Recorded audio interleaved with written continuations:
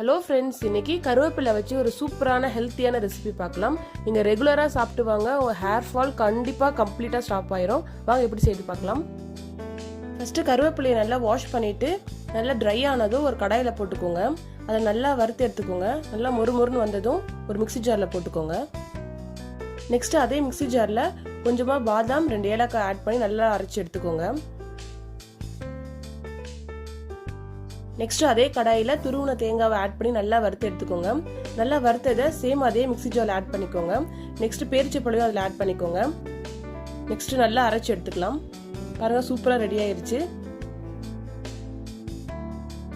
ஸ்வீட்க்கு நம்ம சக்கரை, நாட்டு சக்கரை ஆட் பண்ண தேவையில்லை.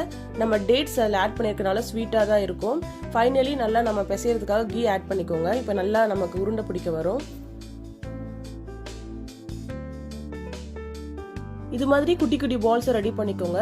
உங்களுக்கு பிடிச்ச ஷேப்பில் கூட நீங்கள் ரெடி பண்ணிக்கலாம். இதை நீங்கள் ரெகுலராக சாப்பிட்டு வாங்க. ரொம்ப ஹெல்த்தி மட்டும் இல்லை, உங்கள் ஹேர் ஃபாலு கம்ப்ளீட்டாக ஸ்டாப் ஆகும். பிளேட்டில் கையில் பாருங்கள், இந்த கருவேப்பிலையோட கலர் நல்லா விசிபிளாக இருக்குது. இது நீங்கள் ரெகுலராக சாப்பிட்டு வாங்க, உங்கள் ஹேர் ஃபால் கண்டிப்பாக ஸ்டாப் ஆயிரும். இந்த வீடியோ உங்களுக்கு பிடிச்சிருந்தா எனக்கு கமெண்ட் பண்ணுங்கள். தேங்க்யூ ஃபார் வாட்சிங். பை.